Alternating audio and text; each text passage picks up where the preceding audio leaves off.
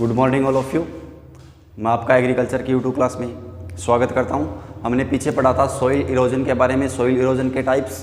अब आज बात करते हैं हम किसकी, सॉइल कंजर्वेशन यानी मृदा संरक्षण की। मृदा संरक्षण का मतलब क्या होता है कि जो सॉइल पार्टिकल्स होते हैं उसको क्या करना, अपने मूल स्थान से हटने से क्या करना, उसको रोकने की प्रक्रिया क्या कहलाती है, मृदा संरक्षण कहलाती है। तो उसमें मृदा संरक्षण में क्या किया जाता है कि उसकी अनेक विधियाँ होती है। जैसे क्या होता है, एग्रोनॉमिक मेथड, यानी एग्रोनॉमिक मेथड के द्वारा क्या किया जाता है, मृदा संरक्षण को यानी जो सॉइल इरोजन होता है उसको कैसे रोका जाता है। तो उसमें फर्स्ट बात करते हैं हम कंट्यूवर फार्मिंग। अब देखिए भी कंट्यूवर फार्मिंग क्या होता है कि समान ऊंचाई की भूमि पर बनी हुई रेखा को हम क्या कहते हैं, कंट्यूवर कहते हैं। तो कंट्यूवर के द्वारा क्या की जाती है, खेती की जाती है, जिससे जो ऊपर से वर्षा का पानी आता है वो क्या हो जाता है, धीरे धीरे से वहाँ से निकलता है, ताकि भूमि उसको क्या कर सके, उस जल को शोषित कर सके और सॉइल इरोजन को क्या किया जा सके, कम किया जा सके। 2 नंबर बात करते हैं हम टिलेज की।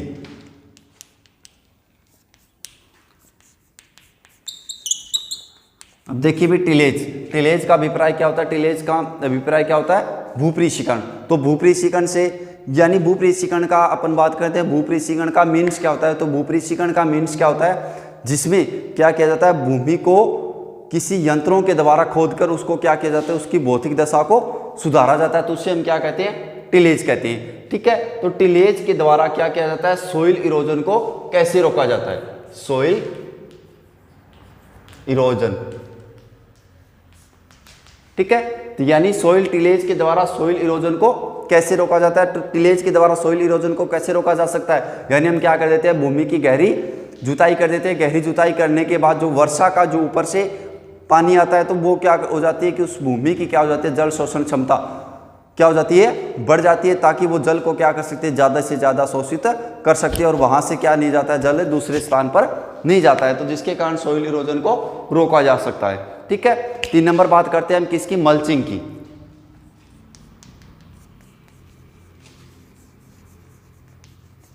देखो भी मल्चिंग का अभिप्राय क्या होता है, पलवार।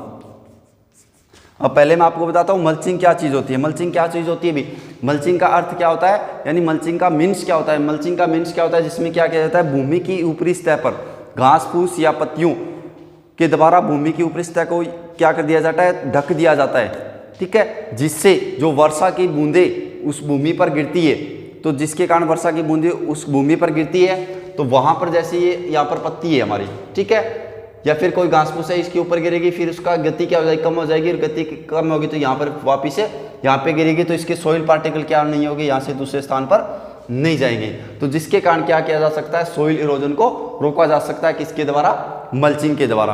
अब 4 नंबर बात करते हैं हम फसल चक्र की, यानी क्रॉप रेडिएशन।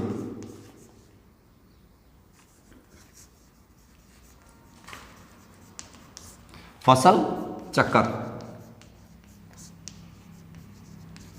अब देखिए फसल चक्र का मीन्स क्या होता है। फसल चक्र में हम क्या करते हैं, यानी किसी निश्चित क्षेत्र में क्या करते हैं, किसी निश्चित क्षेत्र में फसलों को क्रमबद्ध रूप में लेना क्या कहलाता है, फसल चक्र कहलाता है। तो फसल चक्र के द्वारा सॉइल इरोजन को कैसे रोका जाता है। फसल चक्र के द्वारा हम क्या करते हैं, एक बार तो क्या करते हैं, एक निश्चित भूमि हमारे पास, उसमें क्या करते हैं, दलहनी फसलों की सोविंग करते हैं, और एक बार क्या करते हैं, दलहनी फसलों की सोविंग करते हैं, जिसके कारण उसकी सॉइल स्ट्रक्चर क्या होती है, अच्छी प्रकार से बनी रहती है, जिसके द्वारा क्या किया जा सकता है, सॉइल इरोजन को रोका जा सकता है। 4 नंबर हो गया। 5 नंबर बात करते हैं हम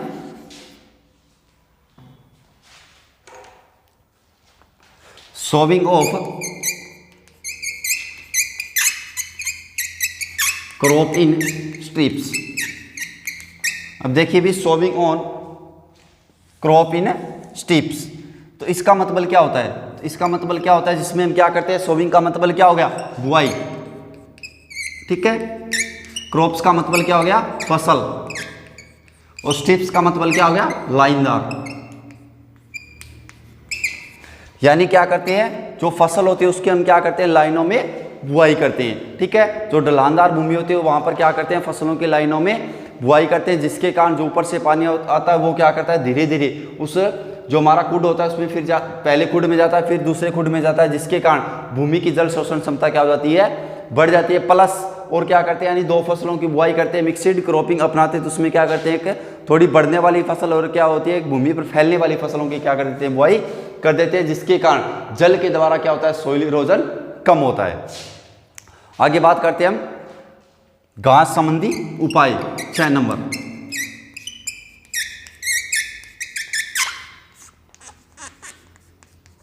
अब देखिए भी घास संबंधी उपाय से क्या अभिप्राय होता है, यानी इसमें एक होता है हमारा ले फार्मिंग, इसमें क्या होता है ले फार्मिंग।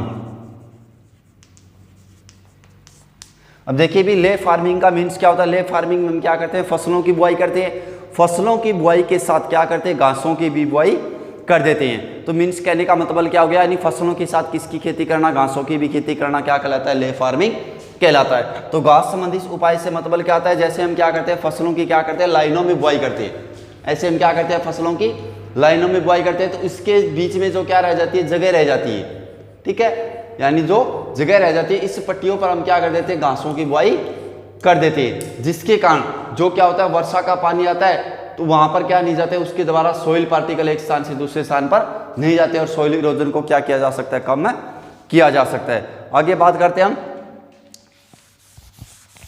7 नंबर वृक्षारोपण। वृक्षारोपण तो इसको हम क्या कहते हैं, वृक्षारोपण को प्लांट ट्री ट्रांसप्लांटेड।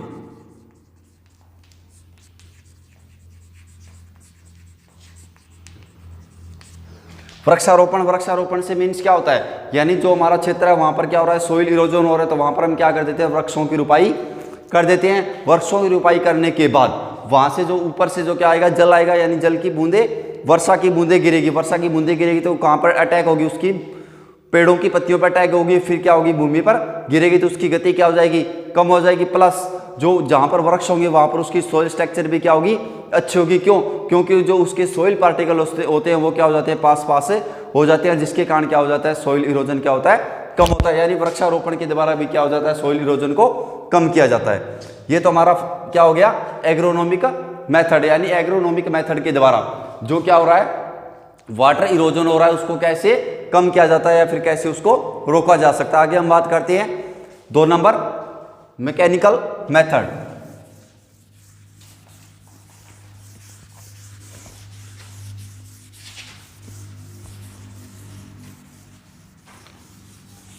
अब देखिए भी आगे मैं बात करता हूं आपके लिए यहां पर मैकेनिकल मेथड, यानी मैकेनिकल मेथड का मतलब क्या होता है यांत्रिक विधियां, यांत्रिक विधियां।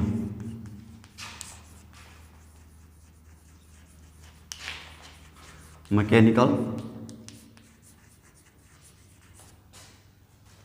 मेथड यांत्रिक विधियां, यांत्रिक विधियां में हम क्या करते हैं फर्स्ट हम करते हैं क्यारी विधि या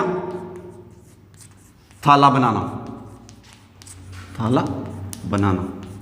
अब क्या करते हैं जहां पर किसके द्वारा इरोजन हो रहा है वाटर के द्वारा, हमारी बात किसकी चल रही है वाटर के द्वारा इरोजन हो रहा है, तो उस पर जहां पर जिस क्षेत्र में क्या होता है वाटर के द्वारा इरोजन होता है वहां पर या तो हम क्या कर देते हैं क्यारियां बना देते हैं या फिर क्या कर देते हैं थाला बना देते हैं। थाला हम आपको बताता हूं कैसे बनाया जाता है, जैसे क्या किया जाता है किसी प्लांट की वहां पर रोपाई की जाती है, जैसे ये प्लांट है ठीक है, तो यहां पर इसके चारों ओर क्या बना देते हैं एक थाला विधि का यूज कर देते हैं। ये हमारी क्या होती है सोइल सरफेस होती है, यहां पर क्या बना देते हैं थाला बना देते हैं, जिसके कारण जो पानी यहां पर होता है तो वो यहीं पे रह जाता है, इस स्थान पे जो पानी होता है वो भी क्या रह जाता है यहीं पे रह जाता है, यहां से एक स्थान से दूसरे स्थान पर नहीं जाता है, जिसके द्वारा क्या किया जा सकता है सोइल इरोजन को कम किया जा सकता है।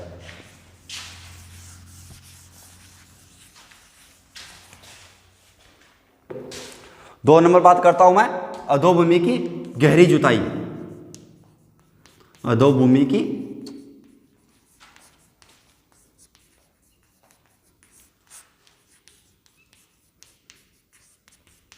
अब देखिए भी अधोभूमि कौन सी भूमि होती है, यानी जो एक तो क्या होती है सोइल की ऊपर की सरफेस होती है, सोइल के ऊपर की सरफेस के बाद नीचे की जो परत होती है उसे हम क्या कहते हैं अधोभूमि कहते हैं। तो अधोभूमि की गहरी जुताई का मीन्स क्या होता है, जिसमें हम क्या कर देते हैं अधोभूमि की यानी नीचे की जो परत होते हैं उनको हम क्या कर देते हैं गहरी जुताई के द्वारा उस परत को क्या कर देते हैं तोड़ देते हैं। तोड़ने के बाद उसमें जो क्या होता है वर्षा होती है, वर्षा होने के कारण उसकी मर्दा की क्या हो जाती है, जल शोषण क्षमता क्या हो जाती है, बढ़ जाती है, जिसके कारण वहां से उस क्षेत्र से पानी क्या नहीं जाता है, दूसरे स्थान पर नहीं जाता है, जिसके कारण उस पर क्या किया जा सकता है, वहां पर सोइल इरोजन को रोका जा सकता है।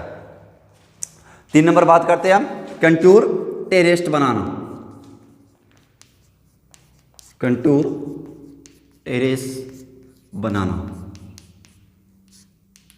अब देखिए भी कंटूर टेरेस का मतलब क्या होता है, जो भूमि क्या होती है, ढलानदार होती है, यानी ढालू भूमि होती है, वहां पर क्या बनाए जाते हैं, टेरेस्ट या टेरेस, या फिर क्या बनाए जाते हैं, चबूतरे बनाए जाते हैं। वहां पर चबूतरे की भांति वहां पर क्या किया जाता है, फील्ड को अलग अलग भागों में डिवाइड कर दिया जाता है। उसी भाग में क्या की जाती है, अलग अलग भागों में डिवाइड करने के बाद वहां पर क्या की जाती है, उनकी जुताई या बुआई की जाती है, और वो क्या कर देते हैं, मृदा की जल शोषण क्षमता को बढ़ा देते हैं, जिसके कारण क्या नहीं होता है, यानी सोइल इरोजन नहीं होता है।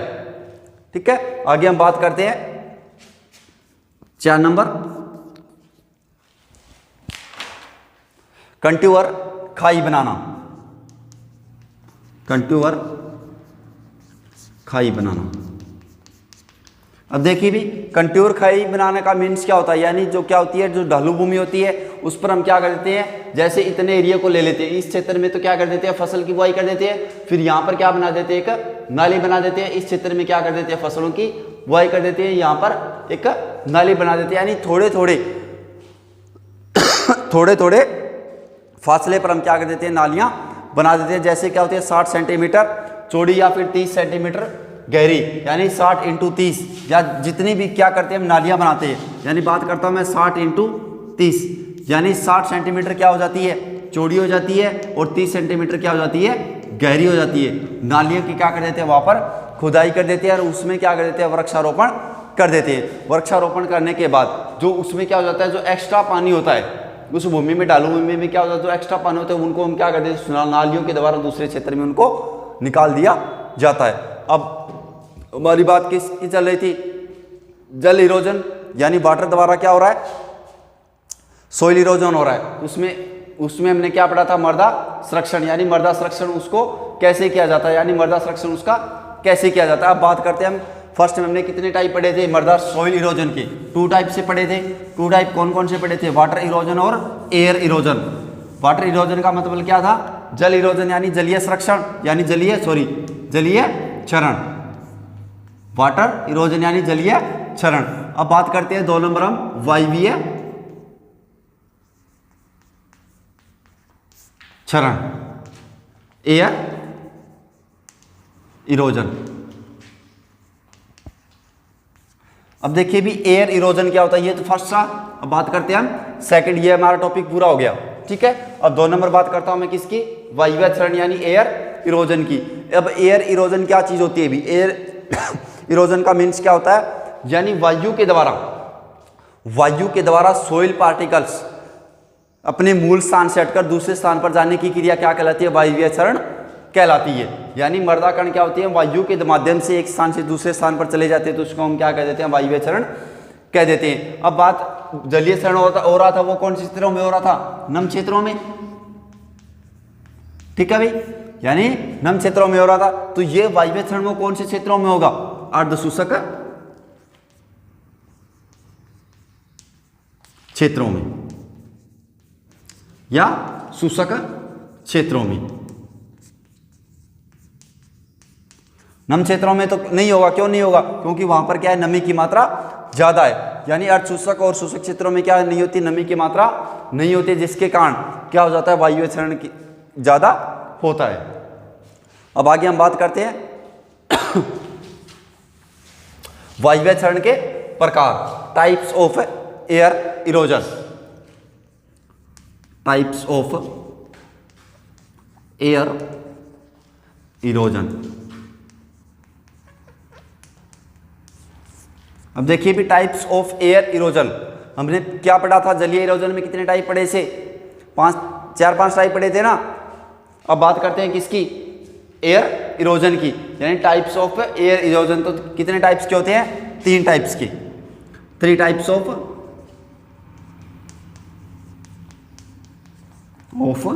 Air erosion.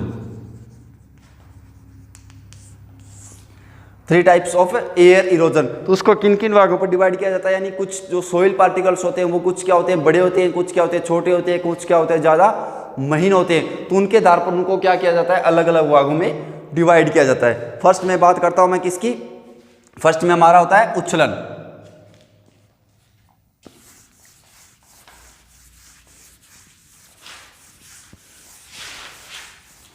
एयर इरोजन का फर्स्ट टाइप देखिए उच्छलन।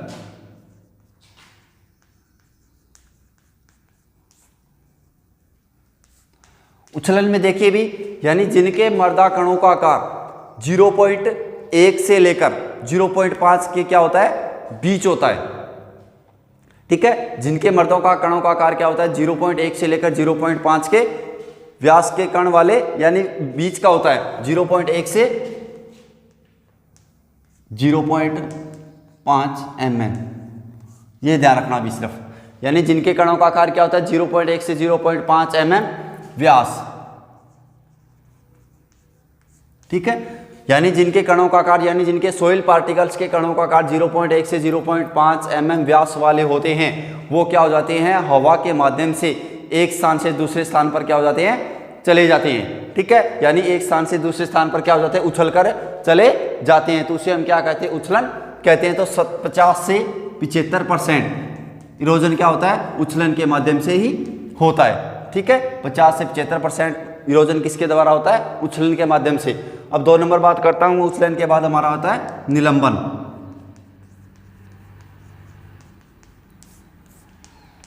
ठीक है, और निलंबन में कणों का आकार कितना होगा भी, यानी जिनमें कणों का आकार क्या होता है 0.1 mm से कम होता है। ठीक है, यानी जिनके कणों का आकार क्या होता है 0.1 mm से कम होता है, वो हवा के माध्यम से, यानी हवा के माध्यम से वातावरण में लटके रहते हैं और कई किलोमीटर दूर जाकर क्या हो जाते हैं, गिर जाते हैं। तो उसे हम क्या कहते हैं, उछलन या निलंबन। अब 3 नंबर बात करता हूं मैं स्तः सर्पण। स्तः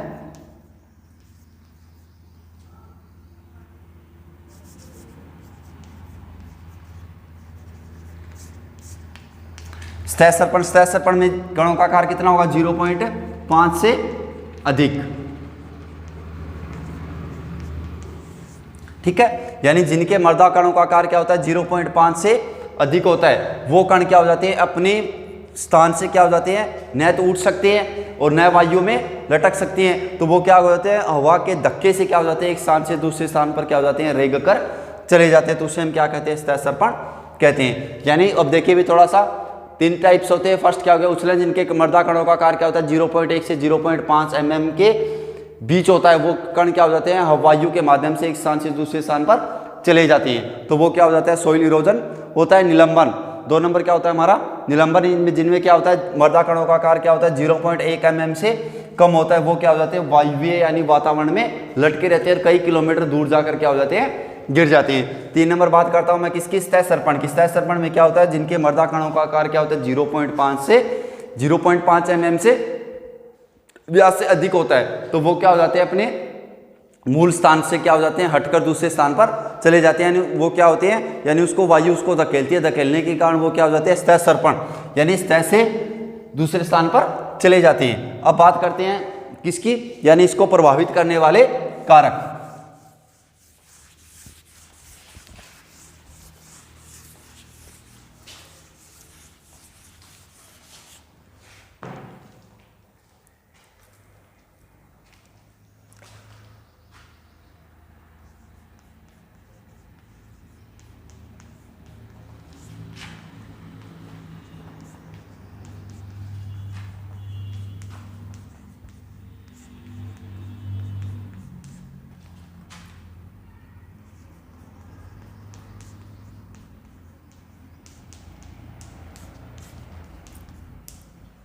फैक्टर ऑफ एयर इरोजन, यानी इसको प्रभावित करने वाले कारक।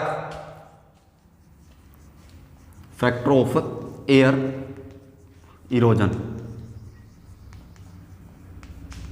ठीक है भाई, फैक्टर ऑफ एयर इरोजन, यानी उसको प्रभावित करने वाले कारक कौन कौन से होते हैं। इसमें मैं फर्स्ट बात करता हूं क्लाइमेट की। क्लाइमेट मीन्स क्या होता है, जलवायु। अब देखिए भी जो एयर इरोजन हो रहा है उसको क्लाइमेट यानी जलवायु कैसे प्रभावित करती है। जलवायु कैसे प्रभावित करती है, यानी किसी स्थान की जलवायु अर्ध शुष्क जलवायु होती है, किसी स्थान की शुष्क जलवायु होती है, किसी स्थान की क्या होती है, नम जलवायु होती है। यानी जिन क्षेत्रों की जलवायु क्या होती है, शुष्क या अर्ध शुष्क जलवायु होती है, वहां पर क्या होता है, सोइल इरोजन किसके द्वारा, एयर के द्वारा सबसे ज्यादा होती है। जिस क्षेत्रों की जलवायु क्या होती है, नम होती है, वहां पर क्या होता है कि एयर के द्वारा सोइल इरोजन क्या होता है, नहीं होता है। ओके, 2 नंबर बात करता हूं मैं टोपोग्राफी। टोपोग्राफी यानी स्थलाकृति। स्थलाकृति।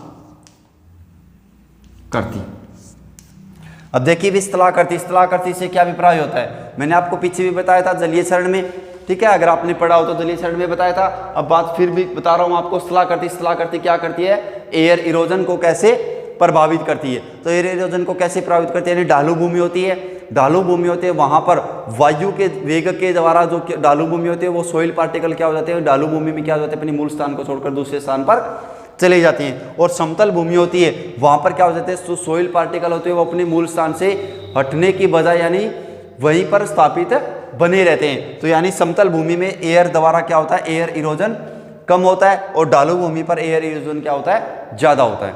3 नंबर बात करता हूं मैं सोइल करैक्टर।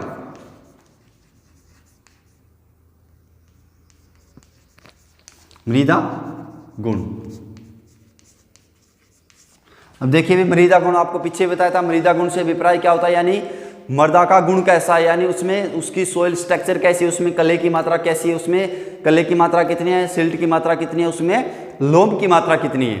ओके, तो यानी जिसमें क्या होते हैं, जिसके जो सोइल पार्टिकल्स क्या होते हैं, जो सोइल पार्टिकल्स पास पास होते हैं तो उनमें इरोजन क्या होता है, कम होता है। जिसके सोइल पार्टिकल्स क्या होते हैं, दूर दूर होते हैं, यानी अलग अलग होते हैं, तो उसमें इरोजन क्या होता है, सबसे ज्यादा होता है। यानी बलुई मृदा में जो उसके सोइल पार्टिकल्स होते हैं वो क्या होते हैं, दूर दूर होते हैं, जिसके कारण उसमें बलुई मृदा में क्या होता है, सोइल इरोजन एयर के द्वारा ज्यादा होता है।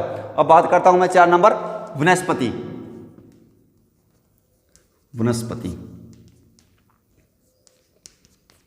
ठीक है, तो वनस्पति के द्वारा भी, वनस्पति भी क्या करती है, सोइल इरोजन को प्रभावित करती है। तो सोइल इरोजन को वनस्पति कैसे प्रभावित करती है भी, यानी जहां पर क्या होती है, वनस्पतियों की संख्या या पेड़ पौधों की संख्या क्या होती है, ज्यादा होती है। तो वो ज्यादा होती है जिसके कारण उसके जो जड़ों के पास जो सोइल होती है, उसके जो सोइल पार्टिकल्स होते हैं वो उसके पास पास यानी जकड़े रहती हैं। तो जकड़े रहते हैं तो वहां पर एयर यानी वायु या फिर जल के द्वारा इरोजन नहीं होता है। तो यानी क्या करते हैं, वनस्पति और वृक्षारोपण दोनों इसको क्या करते हैं, प्रभावित करते हैं।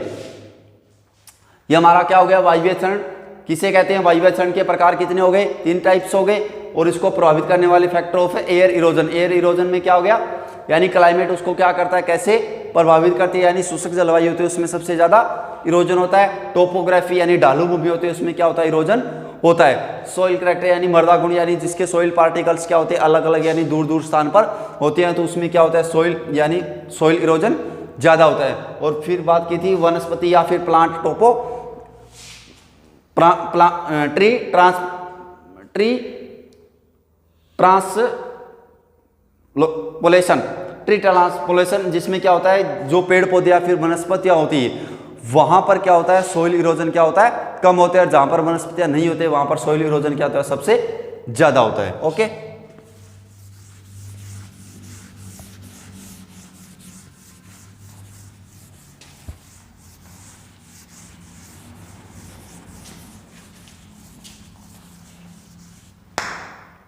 अब आगे देखिए आप,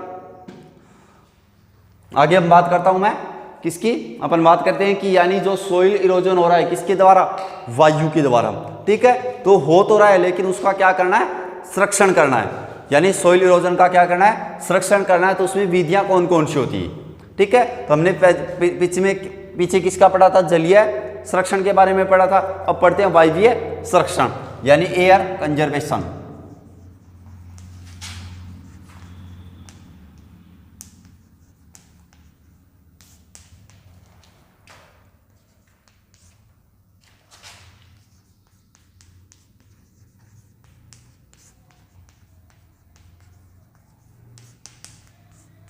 वायवीय संरक्षण, यानी जो वायु के द्वारा जो क्या हो रहा है इरोजन होता है उसको क्या करना, रोकना। कैसे उसको रोका जाता है, उसमें फर्स्ट बात करते हैं हम एग्रोनॉमिक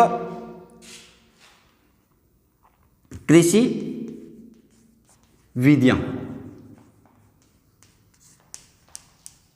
एग्रोनॉमिक मेथड, ठीक है। तो एग्रोनॉमिक मेथड में आपको सीधा बता देता हूं कि कृषि विधियां, ठीक है, यानी जहां पर क्या होता है एयर इरोजन हो रहा है उसको कैसे रोका जाता है। यानी फर्स्ट तो हम क्या करते हैं मल्चिंग का ज़्यादा से ज़्यादा उस भूमि पर क्या करें प्रयोग करें, प्लस सेकंड क्या करते हैं मल्चिंग का प्रयोग करने के बाद वहाँ पर क्या अपनाना चाहिए, फसल चक्र को ज़्यादा से ज़्यादा अपनाना चाहिए। यानी फसल चक्र को ज़्यादा से ज़्यादा अपनाने से भी क्या किया जाता है सॉइल इरोजन को या वायवीय इरोजन को रोका जा सकता है। 3 नंबर बात करता हूँ, यानी फर्स्ट क्या हो गया हमारा पलवार, सेकंड क्या हो गया मल्चिंग। 3 नंबर बात क्या होता है, यानी उस भूमि होती है यानी हमारी जो लैंड होती है उसको क्या नहीं छोड़े, खाली नहीं छोड़े।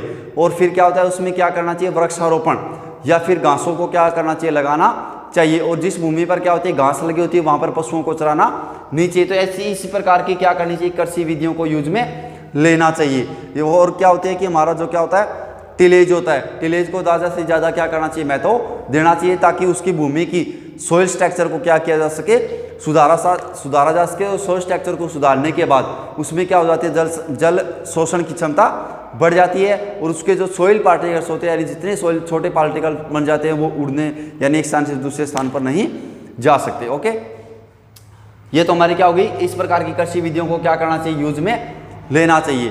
अब फिर बात करता हूं मैं किसकी, वायुरोधी वृक्ष पट्टियां लगाना। वायुरोधी वृक्ष पट्टियां वृक्ष लगाना,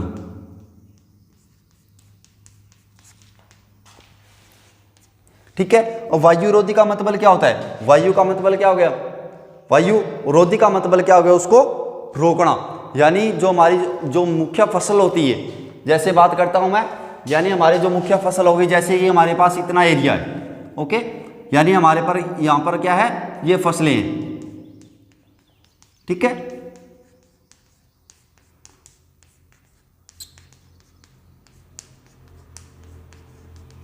ठीक है, ये हमारे पास क्या है फसलें हैं। तो इनके चारों ओर या फिर इनके एक दिशा में जिस स्थान पर क्या होती है हवा आती है वहां पर क्या कर देते हैं हम बड़े बड़े वृक्षों की क्या कर देते हैं लगा देते हैं ताकि उसको जो आने वाली वायु का वेग को क्या कर सके, कम कर सके। अगर यहां से वायु का वेग कम हो जाएगा तो यहां पर क्या नहीं होगा, एयर इरोजन यानी वायवीय क्षरण नहीं होगा। तो इसमें क्या करते हैं या फिर उसको हम क्या करते हैं वहां पर घास की पट्टियां भी लगा देते हैं। रेगिस्तान क्षेत्र होता है वहां पर क्या कर देते हैं जो झाड़ियां लगा देते हैं, या फिर वहां पर क्या कर देते हैं नेपियर घास को यूज में ले लेते हैं, विलायती बबूल लगा देते हैं, नीम लगा देते हैं, रोहिड़ा लगा देते हैं। तो जिसके कारण क्या किया जा सकता है, एयर इरोजन को क्या किया जा सकता है, कम किया जा सकता है। ओके भी, ये हमारा टॉपिक क्या हो गया, फर्स्ट कंप्लीट हो गया। मैं आपको एक बार और दोबारा रिपीट बता देता हूं। इसमें फर्स्ट हमने पढ़ा था सोइल इरोजन के बारे में। सोइल इरोजन के टाइप्स कितने होते हैं, सोइल इरोजन के कितने टाइप्स होते हैं, 2 टाइप्स होते हैं। फर्स्ट हमारा क्या था प्राकृतिक इरोजन और 2 नंबर क्या था त्वरित इरोजन। प्राकृतिक इरोजन क्या होता है, त्वरित इरोजन क्या होता है, फिर उसको यानी वह कितनी शक्तियों के द्वारा होता है, कितनी शक्तियों के द्वारा होता है, 2 शक्तियों के द्वारा होता है। कौन कौन सी शक्ति होती है इसमें, जल और वायु, वाटर और air. Water erosion, water erosion क्या चीज होता है जिसमें क्या होता है जल के द्वारा उसके मृदा के कण क्या हो जाते हैं अपनी मूल स्थान से हटकर दूसरे स्थान पर चले जाते हैं, तो उसको हम क्या कहते हैं वाटर इरोजन कहते हैं। तो वाटर इरोजन के कितने टाइप्स होते हैं, उसमें फर्स्ट हमारा क्या था बौछार क्षरण, और 2 नंबर क्या था रील क्षरण, और 3 नंबर क्या था गली क्षरण, और 4 नंबर क्या था अवनालिका क्षरण। फिर उसको क्या करते हैं प्रभावित करने वाले कारक कौन कौन से होते हैं, ठीक है। फिर हमने पढ़ा था उसको प्रभावित करने वाले कारक उसको प्रभावित करने वाले कारक के बाद में हमने पढ़ा था मृदा संरक्षण, यानी जो क्या हो रहा है सोइल इरोजन हो रहा है उसको कैसे रोका जा सकता है, ठीक है। तो सोइल इरोजन को रोकने के जो मेथड होते हैं तो उसको हम क्या कहते हैं मृदा संरक्षण विधियां कहते हैं। तो उसमें हमने क्या पढ़ा था एग्रोनॉमिक मेथड के बाद भी क्या पढ़ा था मैकेनिक मेथड।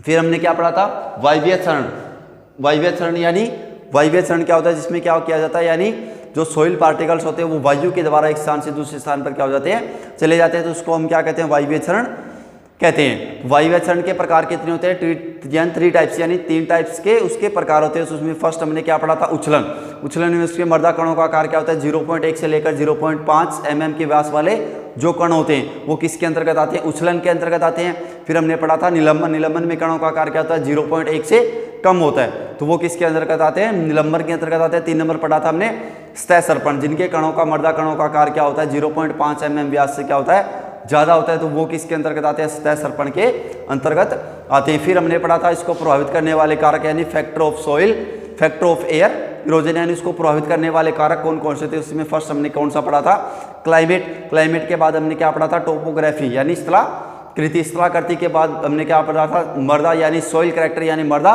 गुण। मृदा गुण के बाद हमने क्या पढ़ा था, वनस्पति, वनस्पति या फिर वहां पर पेड़ पौधे। और फिर हमने क्या पढ़ा था, एयर इरोजन। जो एयर इरोजन होता है उसको क्या करना, कंट्रोल करना। तो उसमें फर्स्ट हमने क्या पढ़ा था, कृषि विधियां, यानी कृषि विधियों के द्वारा उसको क्या किया जाता है, कैसे उसको कंट्रोल किया जाता है। फिर हमने पढ़ा था वायुरोधी वृक्ष लगाना, वायुरोधी वृक्ष लगाना, इसमें क्या किया जाता है, वायुरोधी वृक्ष के पट्टियों को वहां पर लगा देते हैं, जिसके कारण एयर इरोजन क्या होता है, कम होता है। ओके, ये आपका टॉपिक हमारा कंप्लीट हो गया। अगला टॉपिक हमारा रहेगा सीड का।